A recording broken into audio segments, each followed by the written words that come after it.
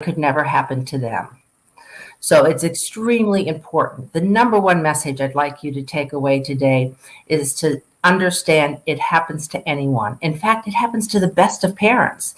You know, if you have all those safety gizmos in your house and you think you've done everything to protect your child, this is something you really need to pay attention to. We have a program that's called Look Before You Lock, and I think Amber's going to go into that a little bit further. But if you have a young child, think about the fact that you probably haven't had any sleep for possibly a couple of years, but I can guarantee at least a couple of weeks or months. And when you do that, it affects how your memory works. So just guard yourself against that and make sure that you understand that all it takes is just one simple time of getting on autopilot when you're headed somewhere, and you can forget the baby's in the back seat. We have a prospective memory that says this is what we're going to do in the future. We have an auto or a habit memory that takes us to do things without even thinking about it day to day to day. But I'll tell you what, when that prospective memory is working, forget it. Yeah. The autopilot always wins. It's so much stronger. It's like reptilian in our brain. So the message is, please understand that this can happen to anyone. In fact, it really skews to the best parents, which I know you're all the best parents here today because you're listening to a broadcast. And, you know, the other tip that I think is important that I learned recently from someone is their little saying is, a worried mom does more research than the FBI, and they're better at it. So please listen up today. We have a website that has so many assets to it that you can learn more. But I think I'm going to throw it over to Amber Rollins right now, and she's going to tell you about some prevention tips. Thank you. Hi, guys. Hi, Amber. Thanks for having me. I'm so happy to be here.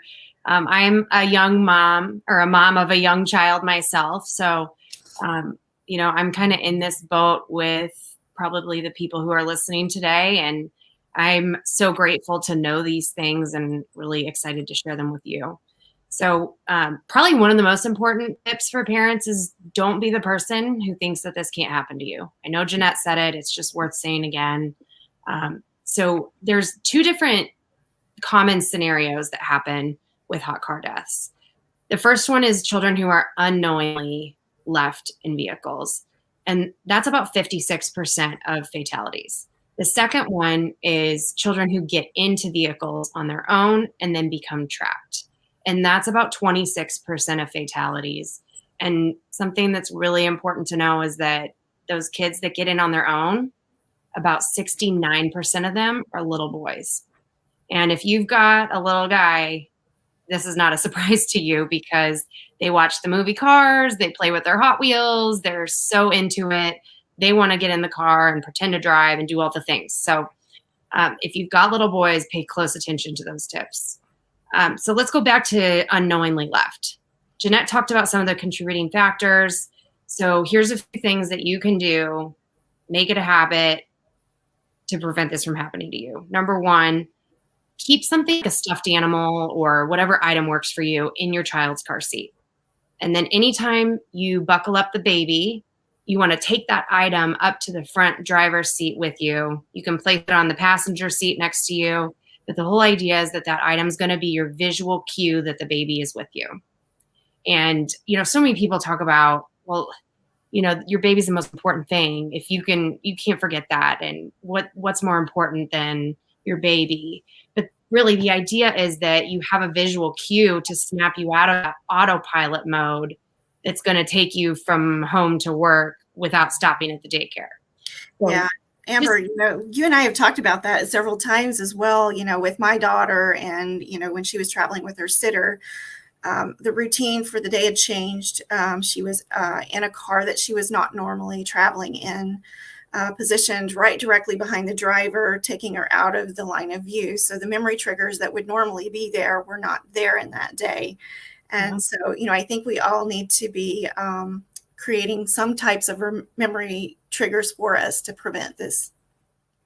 Yeah, definitely. And making it a 100% habit every single time is so important. We know some families that have lost children that had these safety layers in place. And it was that one day that the diaper bag didn't come up front with them that their child was unknowingly left. So it's got to be a 100% kind of thing. And, you know, another extra layer of protection that you can do is if your child goes to a babysitter or goes to a daycare center or preschool, make it a policy with them that if your child doesn't show up when they're supposed to, they will call you immediately. And, you know, this is just like so important because the overwhelming majority of children that are dying in hot cars were supposed to be dropped off at daycare. And then if you're in a situation like where you're returning home and there's multiple people in the car, you want to be very, very intentional about clearly communicating who's getting the baby out and doing that backseat check every time you leave your vehicle. A lot of times there's a miscommunication between people and, you know, you go inside, you come home from church or whatever, you go inside, baby's supposed to be napping. Everybody thinks somebody else put the baby down for the nap. And then when nap time's supposed to be over, that's when they realize and it's too late. So those are some simple things that you guys can implement in your lives today. Please take them seriously. Nobody thinks that they can leave behind the most important thing in their world, but it happens. And it happens to really good people. That's true. That's so true. Yeah. So, Amber, do you want to talk to us a little bit about some of the things that we're doing on the legislative level to help protect children and save lives? Yeah. And before we jump into that real quick, I do want to give a couple of quick tips on preventing kids from getting into cars and becoming trapped. Because that's something that's not always talked about when we hear this on the news. But, you know, it's 26% of these tragedies. So it's definitely worth talking about. So really quick, simple things.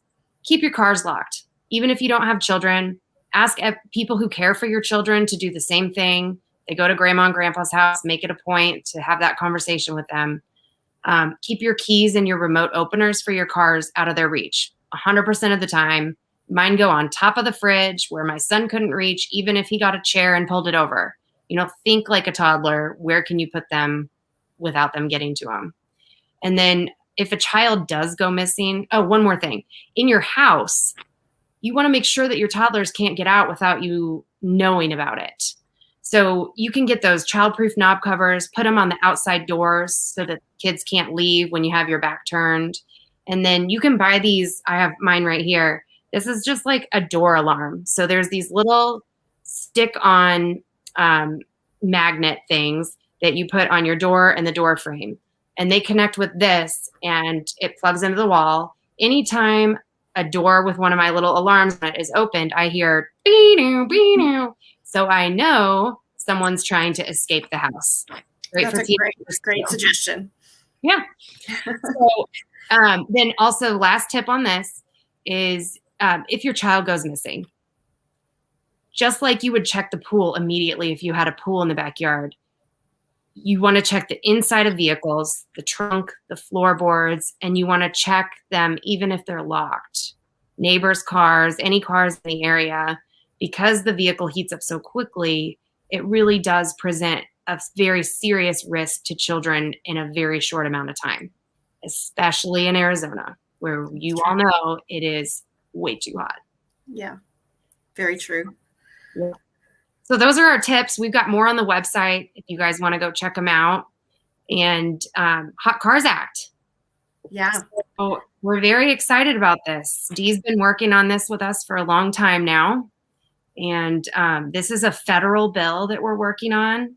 And it calls for a technology system to be included in every single vehicle, just like a seatbelt, as standard equipment that could detect the presence of a child and provide an alert to the driver, bystanders, you know, people around the vehicle, and even authorities. Mm-hmm.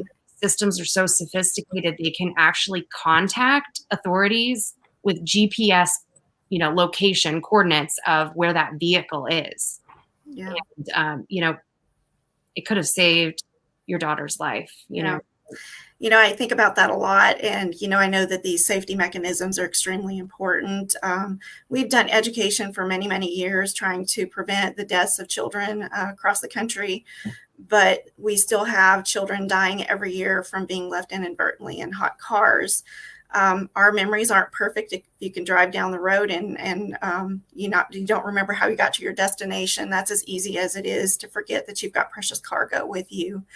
I really feel like this is the next evolution and the right step. And, kids in car safety has done so much in the past with creating safety mechanisms for trunk release in the back of your trunk, and also too with the backup cameras as federal regulations. And so this is just the next evolution. I feel that's important to save other children. I've often referred to this as the club that none of us wanted to be a part of, when we lose our children.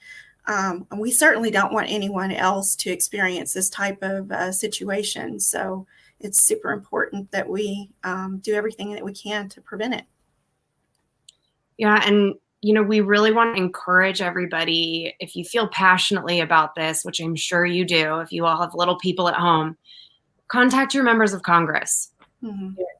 Look up your U.S. representative and senators online. We have a tool that you can do that on our website. If you go to our homepage and click on the Hot Cars Act picture, you can click on there's a little icon for a sample letter of support.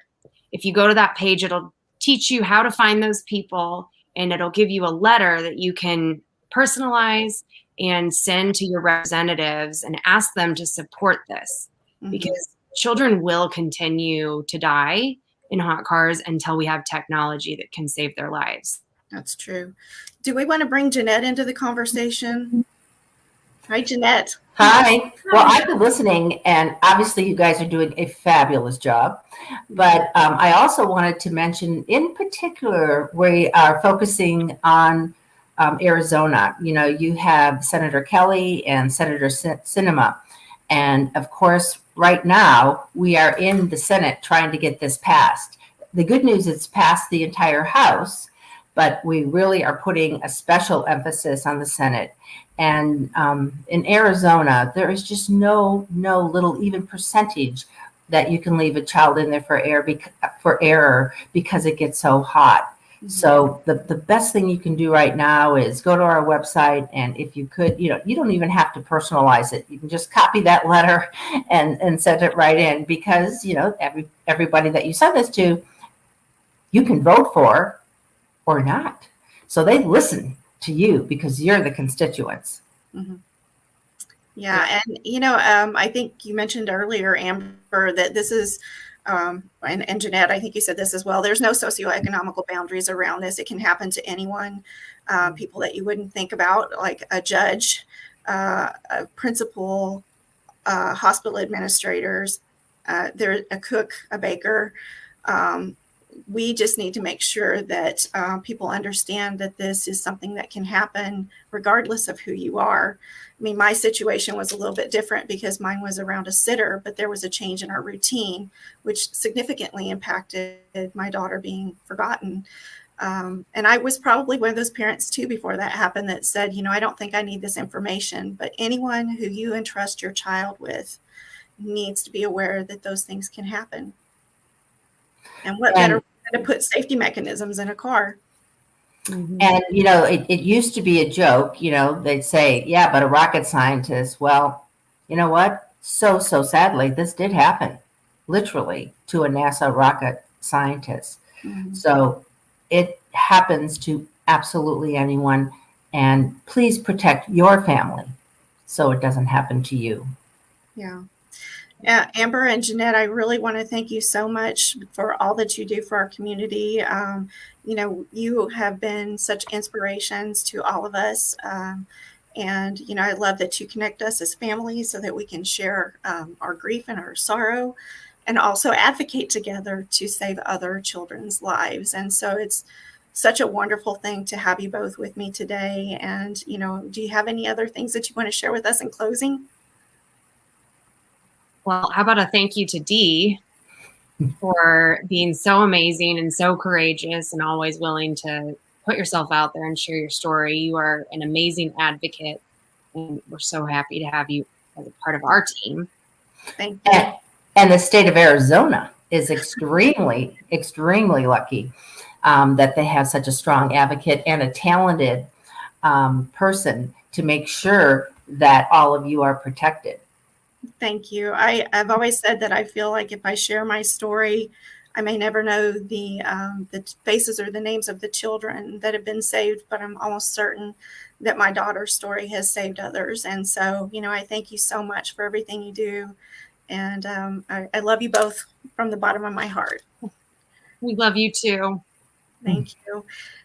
I will turn this back over to Jordan to take us home. And thank you guys for joining me today. Thank you, Dee. Thank you. All right, everybody. Thank you for joining us today.